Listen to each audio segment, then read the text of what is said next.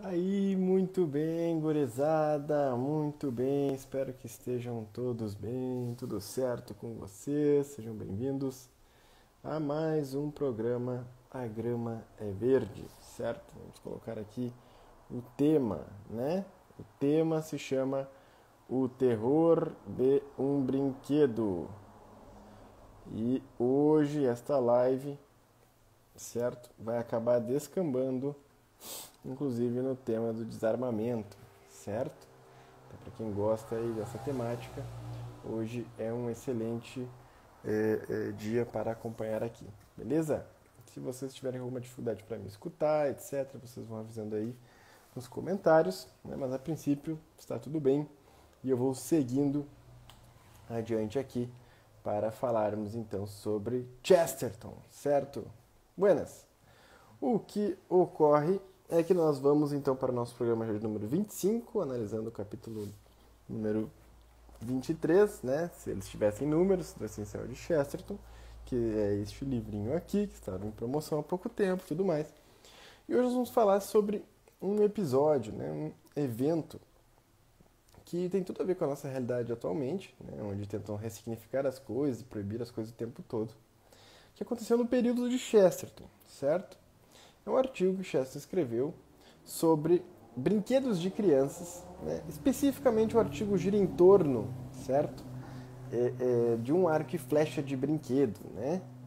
Um arco e flecha criados então como brinquedinhos para crianças, que né? Naquela época não estava sendo permitido mais com que as crianças, os pais comprassem esses brinquedos para as crianças, porque seria algo perigoso, certo? Bom, no primeiro momento, Chesterton fala que fazer isso, ou seja, retirar brinquedos de crianças, brinquedos que estão presentes na tradição de uma criança, brinquedos que fazem parte da vida, né, de uma família, um arco e flecha, uma arminha de brinquedo, etc.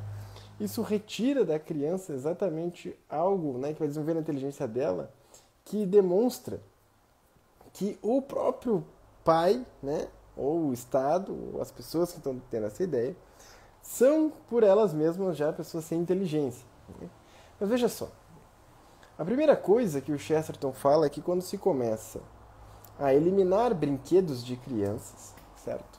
Ou seja, por causa de motivos que não são nobres, se começa basicamente a fazer com que, com o tempo, né, para resolver o problema dos brinquedos das crianças, se eliminem também as crianças. Então, nós vemos um tipo de sociedade que começa eliminando os brinquedos das crianças para depois eliminar as crianças. E o Chesterton já sabia, né, já estava tratando os temas sobre eugenia, etc. Ele sabia que isso era algo extremamente, né, perigoso, ou seja, o Estado que fica mandando o que pode ou o que não pode uma criança brincar, logo vai estar mandando também, né, qual criança que pode ou não pode existir. Bom, o fato é que, num primeiro momento, né, e é isso que o Chesterton fala, é isso que é a mais pura verdade, qualquer uma pessoa que já tenha convivido com uma criança, que tenha filhos, né, sabe que dentro de uma casa todos os objetos são perigosos. Uma casa é uma indústria, né?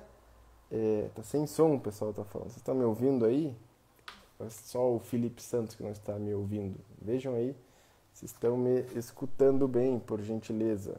Comentem aí se estão ouvindo, tá bom?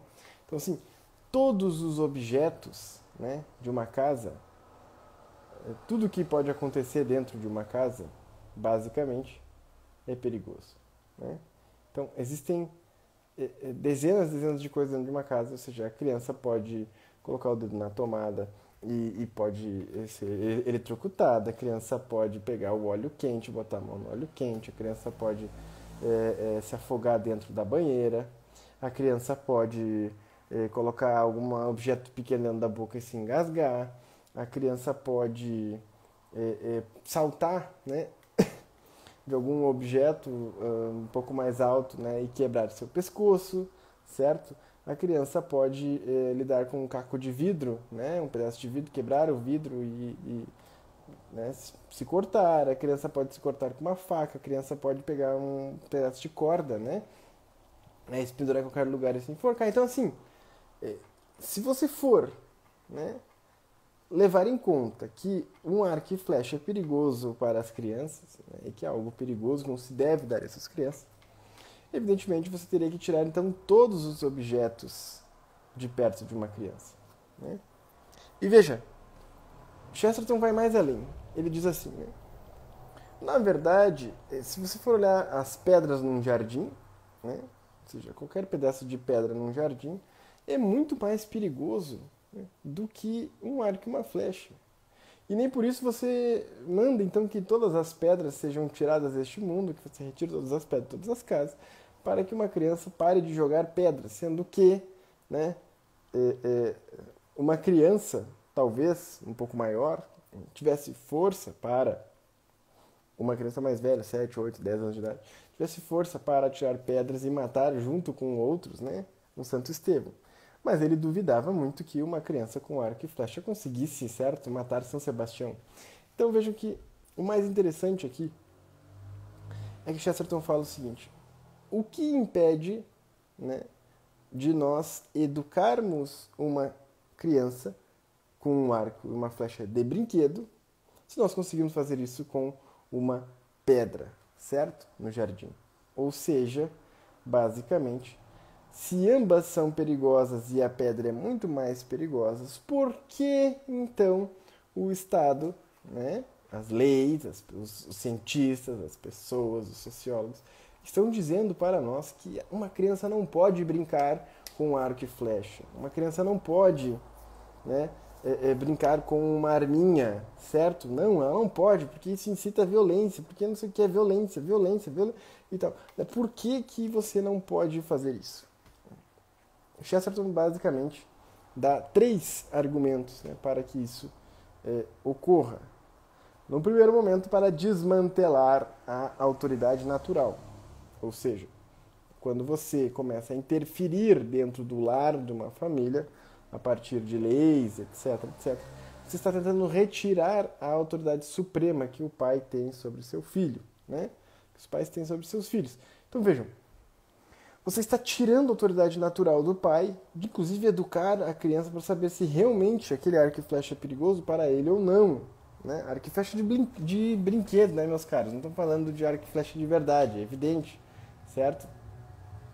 Então veja, a primeira coisa, a primeira intenção, né, quando se retira então isso das crianças, se diz, ó, a criança pode brincar com isso, não pode brincar com aquilo, né, dentro de um padrão normal.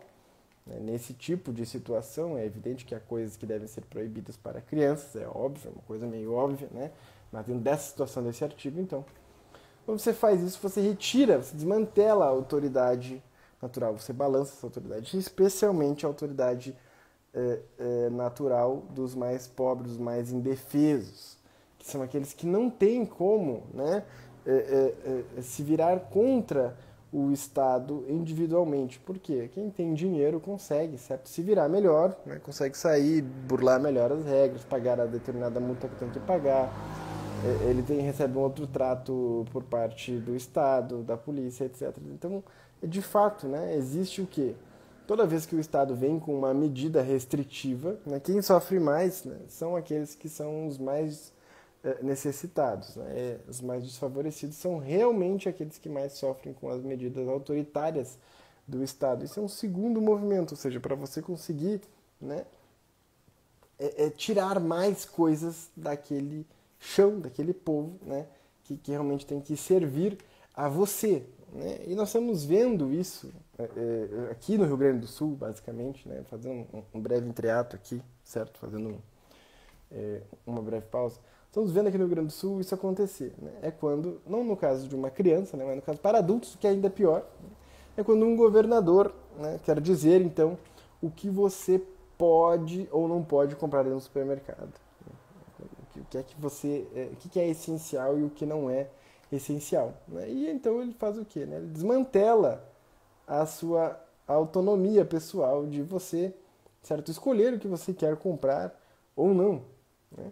E os ricos, evidentemente, conseguem comprar, de qualquer modo, de um jeito, certo? Mas aqueles mais indefesos, eles ficam o quê? Ficam à mercê desse tipo de situação, certo?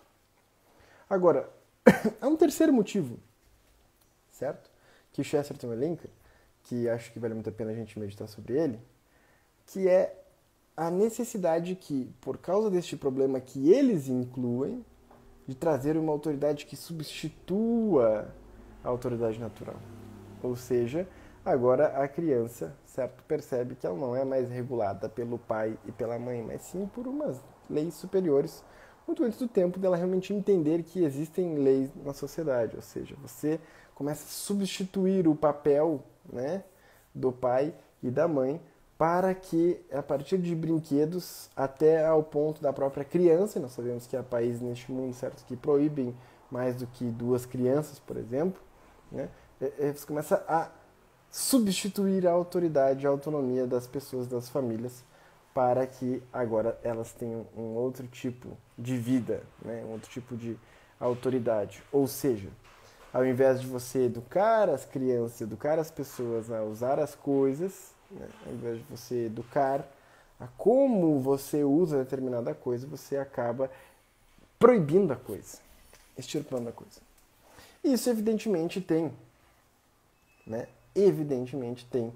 um efeito, né, desgraçado. Por quê? Né?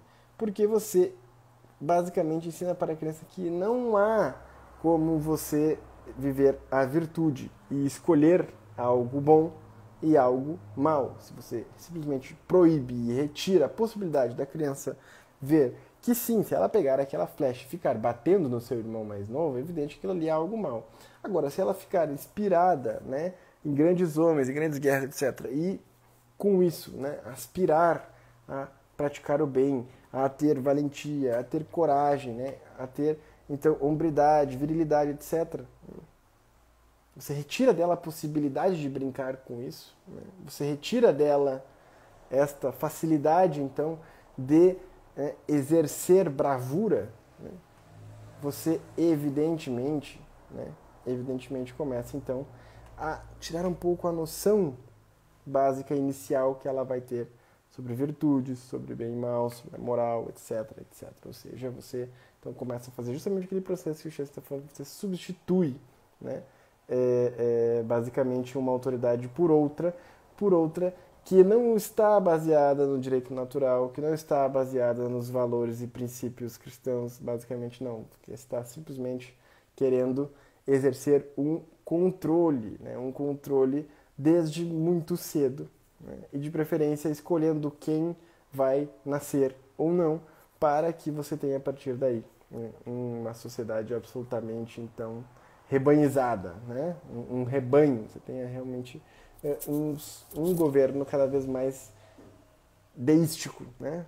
Endeusado, para que daí sim se tenha, então, a partir dessas mentes iluminadas, o céu na terra, porque eles são bons o suficientes para saber viver a perfeição e as virtudes, etc, etc.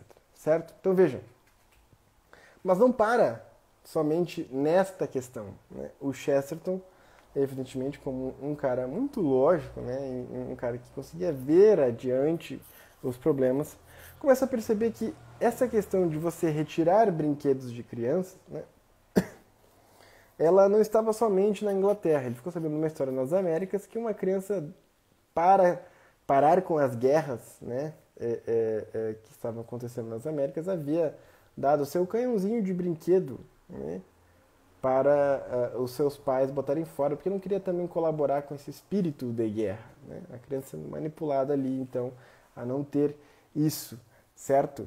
E aí, o que acontece? Né? O que acontece, basicamente, é que quando um menino começa a fazer isso, né, significa que muitos adultos também pensam, estão falando para que seja feito isso. E se os adultos estão fazendo isso, é porque eles não estão tendo noção de que uma arma, certo, é um objeto neutro, certo? Uma arma básica, comum, etc., como existia naquele tempo. Ou seja, se você dá as suas armas, se retira as suas armas, né, do seu próprio povo, você necessariamente retira da possibilidade das pessoas escolherem, né, se com aquelas armas elas vão fazer o mal, que não é bom, ou se com aquelas armas elas vão fazer o bem, certo? Ou seja, o bem de defender a sua pátria, defender seus valores, etc, etc, etc. Tá bom? Então, vejam isso, tá, meus caros? Vejam isso. Veja, olha só. Uma coisa muito importante também, né, é que o Chesterton, ele sempre faz uma ligação, né, da criança com a aprendizagem da moral. Ou seja, daquilo que eu devo fazer, né, daquilo que é reto, daquilo que é bom que eu faça, certo? Então, vou dar um exemplo aqui para vocês, certo? Um exemplo de casa, basicamente, que vale a pena entender. Por exemplo, se você vê alguma pessoa fazendo algo que é da conta da vida dela, né, que é um problema dela, que não tem nada a ver com a sua vida, que não lhe interfere, que não faz mal nenhum para você, que não tem nada a ver contigo, né, você basicamente faz o quê? Você não se mete, né? Não se mete, não é problema seu, né? Você não vai ser enxerido, não vai se meter, não vai fazer isso, certo? Não é problema seu, não é um caso público para você, etc, etc. Então, a criança, quando ela é educada assim, né, e quando ela tenta se meter na vida dos outros, e ela é educada para não se meter na vida dos outros, ela cresce com um sentido moral muito interessante, muito reto. Agora, do contrário, se ela vê pais, né, que ficam falando para o outro o que ele deve fazer o tempo todo analisando o outro, julgando o outro, falando, sendo xereta, sendo intrometido, se metendo, opinando, etc, etc, etc, enchendo o saco dos outros, né, o que ocorre é exatamente o mesmo movimento por parte, então, da criança. A criança vai ficando soberba, vai ficando orgulhosa, vai crescendo, vai se tornando uma adolescente, né, sem limites morais, ou seja, sem uma educação de fato. Logo, se você retira um brinquedo de uma criança, certo? Ou seja, você diz a ela que ela não pode lidar com aquele tipo de coisa, porque aquele tipo de coisa é proibido, porque aquilo vai machucar alguém, você fragiliza ela a tal ponto de que ela não tem mais noção, né, de que objetos neutros devem ser usados tanto para o bem ou, né, para a defesa contra o mal, certo? Que é o caso, então, nós temos milhões de facas mortas por faca, então nós devemos proibir as facas, que é o mesmo argumento usado para arma de fogo, né? Ou seja, você retira da criança a capacidade de perceber que um brinquedo é um brinquedo. E que sim, se ela pegar arcos e flechas reais e matar pessoas simplesmente pelo prazer de matar, isso é algo errado. E ela precisa aprender que isso é errado. E que sim, ela não deve ficar o tempo todo incomodando os outros e jogando, batendo com um arco na irmãzinha mais nova dela, porque aquilo é errado, é evidente que é errado. Agora, você retira dela a capacidade de compreender que existem brincadeiras, né, epopeias, etc., que são importantes, que você tem, então, presentes na própria literatura. A arma como defesa, como ataque, como algo que vai preservar coisas boas, como a sua família, né? Aquela história do Chesterton que fala o soldado, ele não guerreia por aquilo que está à frente dele, né? Mas por aquilo que está atrás dele. Ou seja, se você não consegue ensinar isso para uma criança a partir de brinquedos, e você retira os brinquedos porque você não consegue dar limites morais às crianças, é evidente que a sua sociedade vai falir e vai ruir, certo? Bom, mas o Chesterton vai um pouco mais além.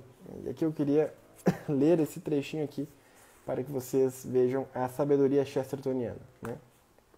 Ele diz assim, falando sobre o caso do canhão, né, que eu estava citando para vocês. Se agentes objetam ao simples modelo de um canhão, tem de objetar também a figura de um canhão. E, portanto, a toda e qualquer imagem no mundo que represente uma espada ou uma lança. Haveria uma limpeza formidável em todas as grandes galerias de arte do mundo. Porque não pode ter espada, não pode ter lança, né? Mas isso não seria nada comparado à destruição de todas as grandes bibliotecas do mundo. Se logicamente esticarmos o princípio a quantas obras-primas literárias que admitem a glória das armas. Quando este progresso houver marchado já por 1 ou 2 séculos, as pessoas talvez se comecem a dar conta de que havia algo errado no seu princípio moral. O que lhe há de errado no princípio moral é ser ele um princípio imoral. As armas, como qualquer outra aventura da arte do homem, tem dois lados, podem ser invocados para infringir ou para desafiar os males. Tem também um elemento de poesia genuína e, ademais, um elemento de prosa realista e, portanto, repulsiva. A espada e o arco simbólicos da criança são simplesmente a poesia sem a prosa, o bem sem o mal. A espada de brinquedo é a abstração, é a emanação do heróico, a parte de todos os seus horríveis acidentes. É a alma da espada que jamais haverá de se manchar com sangue. Ou seja, veja que negócio genial, né? Quando você retira ainda mais profundo, você retira as armas das crianças, as armas dos homens, né? Tudo bem, você ainda retira uma pequena parcela de pessoas que usariam elas para o mal, né? Pessoas normais, né? No caso, não... Porque o mercado negro, etc., sempre continua tendo arma, né? Evidente. Os mais maus dão um jeito de exercer sua maldade, óbvio. Mas você reprime certas pequenas maldades que podem acontecer e se tornar grandes no futuro com as armas. Mas quando você retira um brinquedo de uma criança não vai fazer mal nenhum com um arco e uma flecha, entende? Porque ele é uma criança. Há uma pureza ali, né? Claro, sim, tem concupiscência, precisa ser educada, etc. Mas você retira dela algo bom. A tentativa de uma repetição de uma experiência literária dela. Ela quer ser como Aquiles, né? Como Heitor. Você retira isso dela. Por causa de uma arbitrariedade de alguém de cima que se considera, né, uma pessoa iluminada. Então, vejam só, né? Chesterton está nos ensinando a partir de pequenas leis, de pequenas coisas que vão cerceando a nossa liberdade, querendo se intrometer na nossa vida, incomodando a nossa vida, né? Essas pequenas coisas que vão se somando e formam, então, né, grandes, né, vários e vários passos para grandes ditadores surgirem e fazerem o que quiserem, a hora que quiserem, do jeito que quiserem, como a gente tem visto aí no Brasil e no mundo, certo? Então, meus caros, não é o Estado e nenhum tipo de instituição fora, né, que deve dizer se eu posso ou não comprar uma arminha de brinquedo para meu filho, né? Sou eu, o pai, que devo fazer isso e educar o meu filho de acordo, então, com os meus princípios morais, porque é imoral você retirar de mim esta liberdade e essa autonomia. Tá bom, meus caros? Então, este é o nosso programa de hoje, a Grêmio é Verde, certo? Vai ficar salvo aqui para vocês, como sempre, né? Para que vocês acompanhem aí as nossas lives, tá bom? E basicamente, toda sexta-feira, 9h30 da noite, a gente está aqui comentando o essencial de Chesterton, né? O próximo artigo é A Ideia e o Senso da Separação, certo? E depois tem controle de natalidade, ó, tem muita coisa legal ainda que a gente vai ver nesse trimestre aí que tá vindo. As Fábulas de Esopo, caramba, né? O Anjo Vermelho, tem muita coisa legal, né? Apologia tem a carta dele para a França, socialismo, maus negócios, muita coisa muito legal aqui pra gente terminar então as nossas lives, faltam 8, eu acho, né, para encerrarmos. Só que na próxima sexta-feira, tá? Nós não vamos ter, porque eu vou estar viajando, então vai ser para outra semana, provavelmente para segunda ou terça-feira, e aí nós vamos ter 2 numa semana só, né, para comentarmos aqui junto com vocês esta obra. E quando nós terminarmos esta obra, nós vamos voltar aí com as lives semanais com outros assuntos. Então, isso aqui é basicamente um curso de introdução ao pensamento de Chesterton, né, e hoje tivemos uma noção básica sobre educação de crianças, autoritarismos, totalitarismos, etc, etc, né, e essa noção moral, né, que envolve inclusive os brinquedos, porque, né, para um bom católico tudo está conectado, concatenado, né, dentro de uma realidade inteira, de um todo, tá bom, meus caros? Então, fiquem com Deus, um grande abraço para vocês, indiquem depois as lives para os amigos, etc, etc, e aproveitem aí para sempre estarem seguindo, comprando os livros da Sociedade Chesterton Brasil. Nos vemos então, sem ser semana que vem, na outra. Na semana que vem a gente vai ter outra live e tal, em outro dia da semana, mas a Grêmio é Verde volta só na outra semana, ali na semana da Páscoa. Tá bom, meus caros? Um grande abraço, fiquem com Deus e até a próxima.